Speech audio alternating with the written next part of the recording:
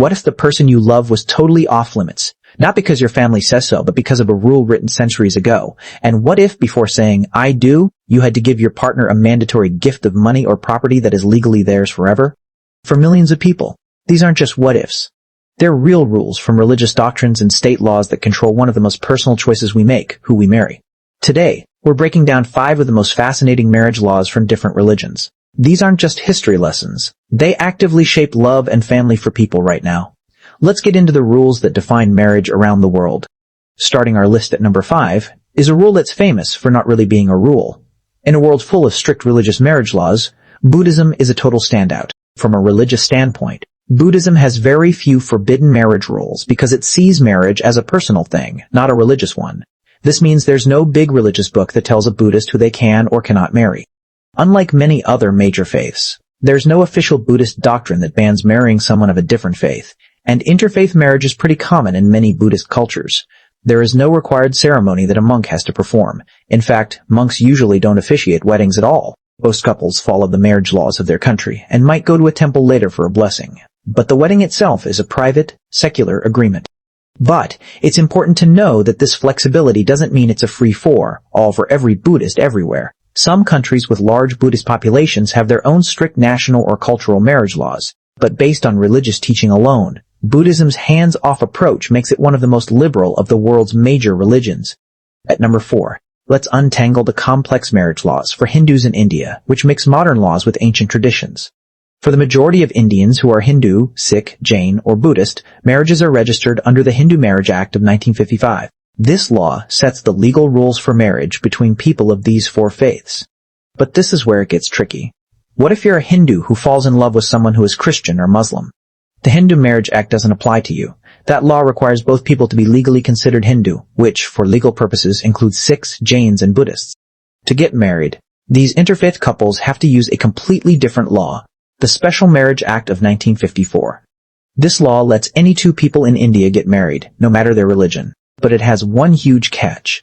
The couple has to give a 30-day public notice at a government office before the wedding can happen. This notice period, which can include publishing the couple's private details, has been slammed for putting interfaith couples at risk of family backlash and even threats, turning a personal choice into a public drama.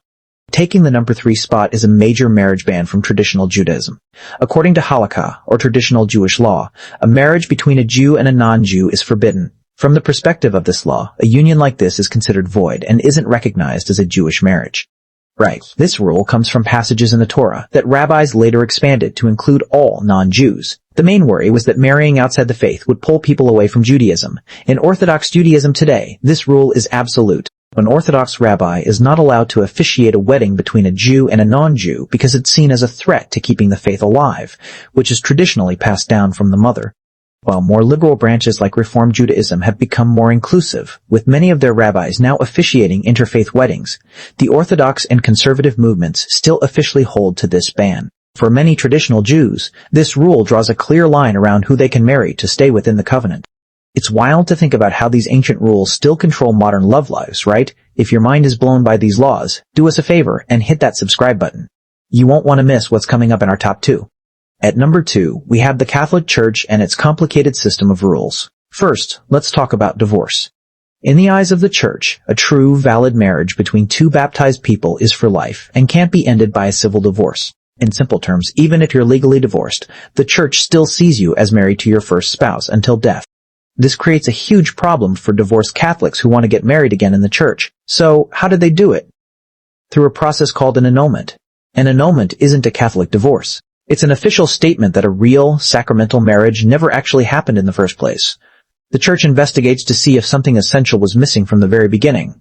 Like one person wasn't truly free to consent, or secretly never intended to have children. If the Church finds the marriage was invalid, it's annulled, and both people are free to marry someone else. But what if the issue isn't divorce, but who you want to marry? The Church has detailed rules for that too, called mixed marriages.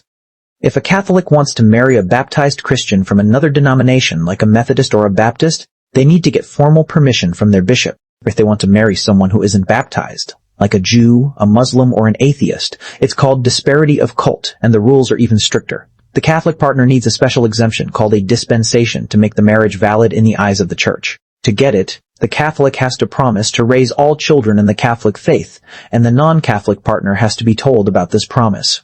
And now for our number one spot, which combines a mandatory act of commitment with one of the most life-changing interfaith marriage rules. First, let's talk about a rule that's not about who you can't marry, but what you must do. In Islam, no marriage is valid without the mahr. The mahr is a mandatory payment, or gift the groom must give to the bride. This is not a dowry paid to her family. The mahr belongs only to the wife, and she can do whatever she wants with it. It is her religious and legal right, and a marriage contract is considered invalid without it.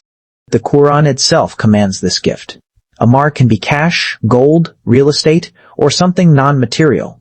It's agreed upon before the wedding and written into the marriage contract, known as the nikah. Part of it can be paid right away, while the rest can be deferred, often to be paid if the couple divorces or the husband dies, providing a financial safety net for the wife. But the most consequential rule in Islam, and our number one, is about interfaith marriage. While Islamic law allows a Muslim man to marry a woman from the people of the book, meaning Christians and Jews, traditional Islamic law strictly forbids a Muslim woman from marrying a non-Muslim man. The traditional thinking behind this is tied to the view of the husband as the head of the household who guides the children's religious upbringing. The concern is that a non-Muslim husband might pressure his wife to leave Islam, or that their children wouldn't be raised as Muslims. In many countries with legal systems based on Islamic law, a marriage between a Muslim woman and a non-Muslim man can't even be legally recognized by the government. For the marriage to be valid, the man is often required to convert to Islam first. This forces couples into a heartbreaking choice. One partner gives up their faith, they live in a marriage not recognized by their community, or they have to break up.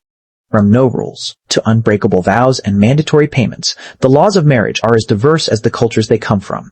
These are living, breathing rules that continue to guide one of the biggest decisions in a person's life. They prove that for so many people, the road to I do isn't just paved with love. It's a journey through divine laws, ancient traditions, and legal roadblocks.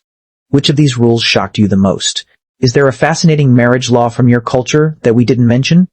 Let us know down in the comments. And if you enjoyed this, make sure to like this video and subscribe for more deep dives into the rules that run our world. Thanks for watching.